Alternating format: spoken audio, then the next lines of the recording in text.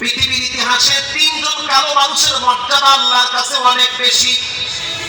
একজনের নাম হলো হযরত বিলাল, দ্বিতীয় ব্যক্তির নাম হলো হযরত ওমর ফারুক রাদিয়াল্লাহু তাআলা আনহুর আযাদকৃত গোলাম মাহজা অথবা মাহজ। তৃতীয় ব্যক্তির নাম হলো হযরত লোকমান হাকিম রাহিমাহুল্লাহ। এই লোকমান হাকিম একদিন হাজার হাজার মানুষদেরকে নিয়ে বয়ান করেন, নসিহত করেন। পিছন থেকে একজন ব্যক্তি দাঁড়ায় গেছে, ও লোকমান, একটা কথা বলতে চাই, যদি আপনার কোনো সমস্যা না হয়। লোকমান হাকিম সকলের সামনে নির্দ্বিধায় বললেন যে হ্যাঁ তুমি বলো, কোনো অসুবিধা নাই। এবার ওই ব্যক্তি বলল, লোকমান, আজ থেকে 20 বছর আগে আমার বাড়িতে তোমার মতো একজন রাখাল বকরি চড়াইতো। আল্লাহু আকবার। দেখতে তোমার মতো, চেহারা তোমার মতো, হাত পা চুল ঠোঁট সব তোমার মতো।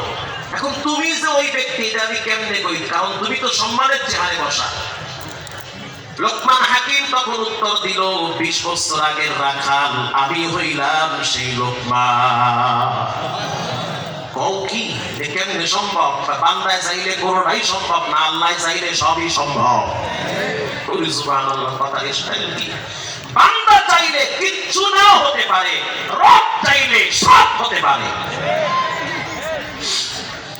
প্রিয় ভাইরা আমার, প্রশ্নকারী আবার প্রশ্ন করল, সম্মানিত কেমনে হইলাম, এত মর্যাদা কেমনে পাইলাম? লোকমান হাকিম জবাব দিতেছেন, আল্লাহর কাছে রূপের কোনো দাম নাই, আল্লাহর কাছে গুণের বড় দাম। এমন কি গুণ তোমার ভিতরে অর্জন হয়েছে যার কারণে রব তোমাকে এত সম্মানিত করেছে? তাফসীরের কিতাবে আছে 11টা গুণ লোকমানের ভিতরে ছিল। বেসিক 3টা গুণ গুরুত্বপূর্ণ, ইম্পর্টেন্ট 3টা গুণের কথা আমি আপনাদেরকে বলি, আপনিও দামি হয়ে যাবেন, সম্মানিত হয়ে যাবেন। একজন রিকশাওয়ালাও চায় সম্মানিত হইতে, ইজ্জত চায় না এমন কোন ব্যক্তি এখানে আছে? আছে? আচ্ছা, আপনারা কি ঘুমায় গেছেন নাকি ভাই? আমি কি একটু পরীক্ষা করব, দেখি আপনারা কে কে ঘুমাইছেন, একটু হাত তুলে আল্লাহকে দেখান। আল্লাহ, আপনারা কি ঘুমায় গেছেন? তো সব থেকে ঘুমাতো ব্যক্তি হাত তুলছে, সব তালে তালে হাত তুলে গেছেন সবাই। নারায়ে তাকবীর। ময়মনসিংহ গেছি ওয়াজে, বয়ান গেছে রাত 2টায়। আমার পরে বয়ান করবে খোরশেদ কাসমি সাহেব। তো গিয়ে দেখি প্যান্ডেল অর্ধেক ঘুমায়, অর্ধেক জিমায়, বাকি অর্ধেক ওই রাস্তায় রাস্তায় বিড়ি খায় আর জিকির করে। এখন 2টার সময় গিয়ে কইলাম, কে কে জাহান্নামে যাবেন একটু হাত তুলে আল্লাহকে দেখান। ও আল্লাহ, দেখলাম কম্বল অনেকে হারায় গেছে না। আমি বললাম জাহান্নামে যাইবেন? হুজুর মুইও যাবো না, মোর আব্বাও যাইবে না। হারায় গেছেন যে, ওইটা তালে তালে হাত তুলে নিয়েছে। প্রিয় ভাইরা আমার,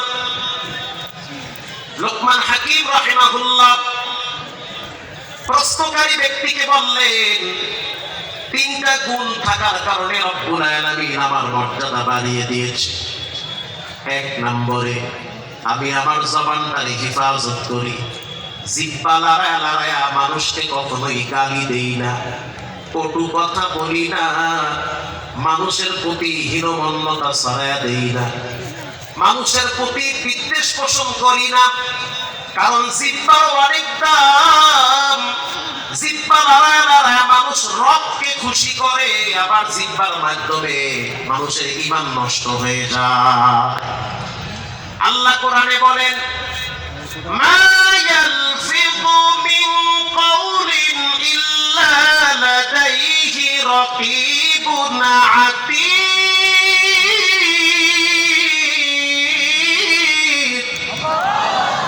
এতগুলা মানুষ তাকবীরের ঠেলায়, আওয়াজের ঠেলায় প্যান্ডেল যেন ওরে, নারায়ে তাকবীর। মাশাআল্লাহ। প্রত্যেকটা আওয়াজ, প্রতিটা কথা হিসাব নেবেন একজন, তিনি হলেন কে? আল্লাহর ডরা, আল্লাহর ভয় অন্তরে রাখে। স্ত্রী সন্তানদেরকে বলেন আল্লাহকে ভয় পাও। যেই ঘরে আল্লাহর ভয় থাকবে সেই ঘরে পরকীয়া হবে না, সেই ঘরের ছেলে মেয়েরা আরেকটা মেয়ের সাথে আকাম করে এখানে সেখানে বেইজ্জতি হবে না। আল্লাহর ভয় অন্তরে রাখে। আল্লাহ রাসূল বলেন যে ব্যক্তি দুইটা জিনিসের জিম্মাদার হবে, এক নম্বরে যে ব্যক্তি দুই ঠোঁটের মাঝখানের জিম্মাদার হবে, জিহ্বার জিম্মাদার হবে, জবান কন্ট্রোল করবে। দুই নম্বরে যে ব্যক্তি লজ্জায় স্থান কন্ট্রোল করবে। আল্লাহ পাক বলেন, নবী আপনি জানায় দেন কিয়ামতের ময়দানে রাসূল নিজে জান্নাতে নেওয়ার জিম্মাদার হয়ে যাবে। জিহ্বা, এই জিহ্বার উপর ওয়াজ করলে লাগবে 1.5 ঘন্টা।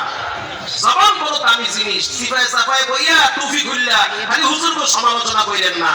সমালোচনা যদি করতে মনে চায় নিজের মা বাবা আর সন্তান স্ত্রীর সমালোচনা করেন। আমার ছেলে নষ্ট হয়ে গেছে এটা বলেন, আমার বউ জাতের না, আমার বাপ বড় উল্টা পাল্টা, এগুলো বলেন। তাও যা সব খাওয়াইছেন এগো আমল নামায় যাইবে, তাও হুজুরকে সব দিবেন না। কথা বুঝেন নাই? না বুঝেন নাই আপনারা? মাগরিবের নামাজ পড়িয়া চায়ের দোকানে বইসা টুপি খুললা আপনি যদি আমার নামে সমালোচনা করেন, আমার তো লাভ আছে, আমি তো লসে নাই। আপনার প্রিয় নামাজের নেকিগুলা হয়তো আমার অ্যাকাউন্টে চলে আসবে। এখন আমার এত সওয়াব দিয়ে আপনার কোনো লাভ আছে? কষ্টের সওয়াব। বাচ্চা একটা কাম করে, যদি আপনার জিহ্বায় কামড় দেয়, জিহ্বায় ঘাউয়া দেয়, কিছু একটা কর, কথা কি বুঝেন না? তো কি করবেন তখন? কিছু যদি কইতে মনে চায় তো গীবত শিকায়েত আপনার নামে করে, মায়ের নামে করে, তাইলে আপনার নেকিগুলো আব্বা আম্মাই পাইবে, আমি আর এই হুজুরেরা পাবো না। কথা কাম দেখা তাইটা কইলেন। ইমামে আযম আবু হানিফা এটাই শিক্ষা দিয়েছেন, এটাই কইলেন বাপের কিছু ভাগ আবার একজনের জবাব দিয়েন না। প্রিয় ভাইরা আমার, লোকমান হাকিম বলেন 2 নম্বরের গুণ, আমি আবার চোখ হেফাজত করি। চোখ বড় দামি সম্পদ। চোখের জিনা মারাত্মক জিনা। চোখ দিয়ে যখন কোনো মানুষ লালসার নজরে বেগানা নারীর দিকে তাকায়, তার জিনার গুনাহ হয়। চোখের ক্যামেরা মারাত্মক ক্যামেরা। দুনিয়ার ক্যামেরার ছবিগুলা ডিলিট করা যায়, ও বাবা চোখের ক্যামেরার ছবি কখনোই ডিলিট করা যায় না। আল্লাহ পাক চোখ দিয়েছে, কোরআনের দিকে তাকান আর বলেন, রব্বানা মা খালাকতা হাযা বাতিলান সুবহানাক সুবহানাকা ফাকিনা আযাবান নার। আসমান এবং জমিন আপনি অনার্থক বানান নাই, আমারে অনার্থক বানান নাই। আসমান জমিনে যা কিছু দেখতে পাই মানুষের খেদমতের জন্য, সবগুলোকে বানিয়েছেন কে? কোরআনের দিকে তাকা। লম্বা কথা দিকে আর না গেলাম। লোকমান হাকিম বলেন 3 নম্বরে, ইন্নী আখাফুল্লাহ, আমি আল্লাহর সবচেয়ে বেশি ভয় পাই। আল্লাহু আকবার বলেন। এতটাই ভয় পাই, রাস্তা দিয়ে হাঁটার সময় ভাবি যদিও আমি একা, আমার সাথে আরো একজন আছেন, তিনি হলেন কে? খুব আল্লাহরে ভয় পাই আমি। এই লোকমান হাকিম একদিন তার সন্তানকে নসিহত করেন, ও সন্তানের বাপ, সন্তানের মা সতর্ক হন। সন্তান বড় দামি সম্পদ। সন্তানের কারণে এদেশের অনেক মা বাবারা লজ্জায় রাস্তায় মুখ দেখাইতে পারে না, সন্তানের অপকর্মের কারণে। আবার অনেক মা বাবারা গর্বের সহিত সন্তানের পরিচয় দেয়। টাঙ্গাইলে বয়ানে গেছি, নাগরপুর, একজন হাফেজ সাহেব দেখা করতে আসে। আমি বললাম বাড়ি কোথায়? পাশের একজনে বলতেছে, হুজুর ইনি হলো বিশ্বজয়ী হাফেজ সালেহ আহমদ তাকরিবের বাবা। বলার সাথে সাথে আমি তার বুকে জড়ায় ধরলাম, কপালে চুমু দিলাম, চেহারে বসাইলাম। এমন একটা সন্তান জন্ম দিয়েছেন, গোটা পৃথিবীকে তাক লাগায়া কোরআন প্রতিযোগিতায় প্রথম স্থান অধিকার করেছে। এবং সন্তান যেই বাবা জন্ম দেয় সেই তো গর্বের সহিত রাস্তায় চলতে পারে। কথা ঠিক না বেটি? আর ঠিক কথা। আর পোলায় যদি গাঁজা খায়, মাইয়াকে ওড়না ধরে টান দেয়, আর একবারই শিং খেবে, আপনি আবার রাস্তায় রাস্তায় মুখ দেখাইবেন কেমনে? গোপনে আল্লাহর কাছে তওবা করেন, আল্লাহ যেন মাইয়া পোলাগুলো ভালো করে। কথা কান লাগা? হ্যাঁ ঠিক কথা। কারণ কিয়ামতের ময়দানে সন্তান মা বাবার বিরুদ্ধে মামলা দায়ের করবে। রব্বানা ইন্না أطعنا سادتنا وكبراءنا فأضلونا السبيل কিয়ামতের ময়দানে সন্তান মা বাবাকে দেখা দিয়া বলবে, বাবায় নামাজে যাইতো, আমি ছেলেকে বলে নাই। মা বড় বড় বোরকা পড়তো, যেই মায়ের উপরে পর্দা শিথিল হয়ে গেছে সেই বুড়ি মা 4টা বোরকা পরে, আর যেই মাইয়ার দিকে 13টা পুরুষ ছায়া থাকে এই মাইয়ারে মোটামুটি কোনো মতে অর্ধনগ্ন পোশাক পরায়া রাস্তায় চালা। ধরেন মায়ের, ধরেন বাপরে, পাতাল ফাটাবে। স্কুল কলেজের শিক্ষার জন্য মা বাবারা যেই পরিমাণ ছেলে মেয়েদেরকে প্রেসার দেয়, এর অর্ধেক প্রেসার কোরআনের শিক্ষার জন্য দেয় না। আল্লাহ আপনার করবে কি? জান্নাতে নিয়ে হালুয়া খাওয়াইবে? এত সোজা? কোচিং এর জন্য মা বাবা ছেলে মেয়েকে ধমক দেয়, কথা কন না কেন? একদিন যদি প্রাইভেটে না যায় বাবার চান্দি গরম হয়, একদিন যদি মেয়েটা পরীক্ষা দিতে না যায় মায়ের মেজাজ গরম হয়, অথচ ওই মেয়েটা পাশের রুমে ফজরের টাইমে ঘুমায়, মা একটা বারের জন্য নামাজে ধমক দেয় না, বলে না যে নামাজ ফরজ সব বেটি, এটা বলতে চায় না। ছেলেটা উপযুক্ত হয়েছে, দোয়ায় কুনুত পারে না, আত্মীয়তা পারে না, দোয়ায় মাসুরা পারে না। একজনের জিগাই, তুমি কি ছানা পারো? ছানা খাইছে, আব্বাই খাওয়াইছে। পাল্লা কই ও বুঝে না, জানে না। আমি যদি এখানে 20 জনকে জিগাই দোয়ায় কুনুত পড়েন, 100% ফেল করবে, পারবে না। ঠিক কথা। আমি ঢাকা ইন্টারভিউতে যখন আসছি আমার জিজ্ঞাসা প্রথম দোয়ায় কুনুত। আমি এখানে কইছি উজু আছে, উজু আছে না গেছে দোয়ায় কুনুত। তার মানে বুঝা গেল দোয়ায় কুনুত খুব গুরুত্বপূর্ণ একটা জিনিস, এটা প্যাঁচ লেগে যায়, এটা অনেকেই জানে না।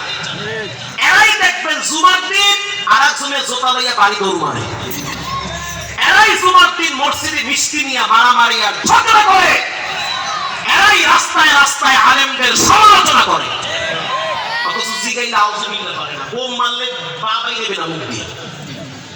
আল্লাহ আমাদেরকে হেফাজত করেন, আমিন বলেন। এই লোকমান হাকিম তার সন্তানকে ডাক দিয়েছেন, ইয়া বুনাইয়া লা তুশরিক বিল্লাহ, ও সন্তান আল্লাহর সাথে কাউকে অংশীদারিত্ব করিও না। ইন্নাশ শিরকা লাযুলমুন আযীম, শিরক মস্ত বড় অপরাধ, শিরক মস্ত বড় পাপ। আল্লাহর কাছে এটা এতটাই পছন্দ হয়েছে, আল্লাহ পাক লোকমানকে থামায় দিয়া বলেন, ওয়াসাইনাল ইনসান। আল্লাহু আকবার। ও পৃথিবীর সন্তান, খবরদার কখনোই তোমরা মা বাবার সাথে খারাপ ব্যবহার করবা না। এই পৃথিবীতে তোমাকে আনার জন্য সবচেয়ে বেশি ভূমিকা পালন করছে তোমার মা আর বাবা। আল্লাহর নবী বলেন, আইয়ুল আমালি আহাব্বু ইলাল্লাহ, আল্লাহর কাছে সবচেয়ে 3টা জিনিস প্রিয়, 3টা আমল সবচেয়ে প্রিয়। আসসালাতু আলা ওয়াক্তিহা, যেই বান্দা টাইম টু টাইম নামাজ পড়ে আল্লাহ পাক সেই বান্দার দিকে রহমতের নজরে তাকায়। 2 নম্বরে বিররুল ওয়ালিদাইন, যেই সন্তান মা বাবার সাথে ভালো আচরণ করে আল্লাহ পাক ওই বান্দারে বেশি ভালোবাসে। মা বাবা খুশি তো রব খুশি। আল্লাহ পাক যখন দেখলো লোকমান তার সন্তানকে রবের ব্যাপারে সতর্ক করেছে, তখন রব্বুল আলামিন সন্তানকেও জানিয়ে দিয়েছে, খবরদার মা বাবার সাথে খারাপ ব্যবহার করবা না। ওয়াহনানা আলা ওয়াহনি ওয়া ফিসাল, কষ্টের পর কষ্ট তোমার মা করেছি, 10 মাস 10 দিন তোমাকে পেটে ধারণ করছি। তুমি যখন মায়ের পেটে ছিলা পা দিয়া লাথি মেরেছো, মা ঘুমাইতে পারে নাই, খানার রুচি হারায় ফেলাইছে।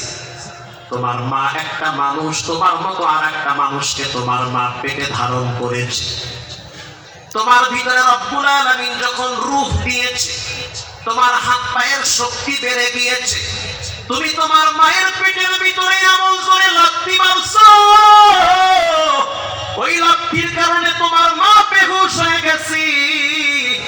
তোমার শক্ত হাত দিয়ে তোমার মায়ের পেটের ভিতরে যখন ঘুষা মারছো, করছো, তোমার মা ঘুমাইতে পারে নাই, কষ্টের পর কষ্টের বোঝা তোমার মা তোমাকে ধারণ করেছে। খবরদার খবরদার খবরদার, ওই মায়ের পায়ের নিচে তোমার জন্য জান্নাত রেখেছি, বেয়াদবি করবা না, জান্নাত হারাম হয়ে যাবে। ঠিক না ঠিক?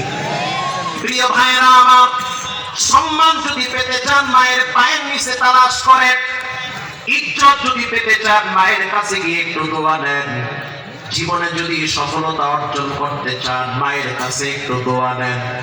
মা এক অমূল্য সম্পদ, মা এক দামি সম্পদ। আল্লাহ রাসূল বলেন, আল জান্নাতু তাহতা কুদামিল উম্মাহাত, মায়ের পায়ের নিচে সন্তানের জন্য জান্নাত রেখেছেন কে?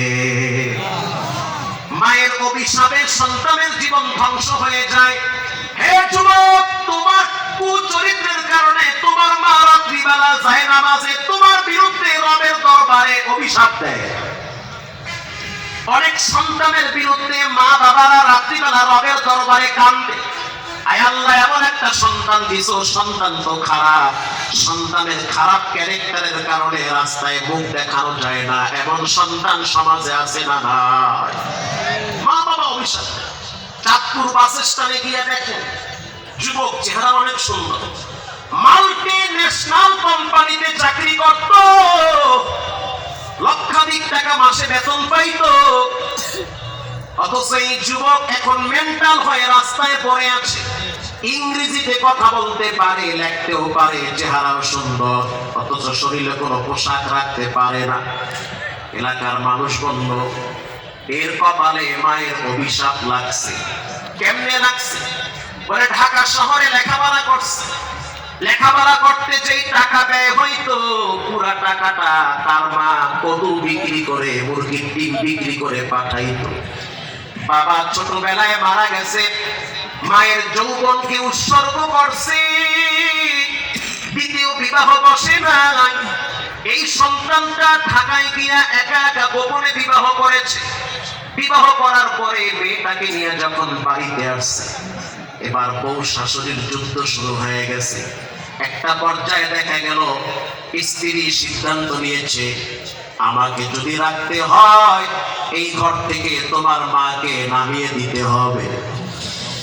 সন্তানের কানে যখন আওয়াজ দিল, তোমার বিবি বারবার এমন হট মেজাজি দেখায়, তখন মা বলতে আছে, সন্তান আমার তো থাকার মতো আর কোনো জায়গা নাই, আমি একটা মহিলা মানুষ, পারবো না অন্য কোথায় গিয়ে একা একা বসবাস করতে। তোমার বাবার বাড়িতে আমি আসছি, এই বাড়ি থেকে আমার লাশ কেন বের হয় এটাই আমি চাই, কারণ আমি স্বামীর বাড়ি ছাড়া যেতে চাই না। আল্লাহু আকবার। একজন সৎ আদর্শবান মায়ের কথা। ঘটনাক্রমে একদিন এই যুবক স্ত্রীর কথা শুনে মায়ের উপরে ক্ষিপ্ত হয়ে রড দিয়ে মায়ের মাথায় আঘাত করেছিল। ওই আঘাতের কারণে রক্তগুলা বায়া বায়া বায়া বায়া বায়া বায়া যখন নিচে পড়তেছিল, মা চিন্তা করলো আর একটা আঘাত করলে হয়তো আমি মারা যাব।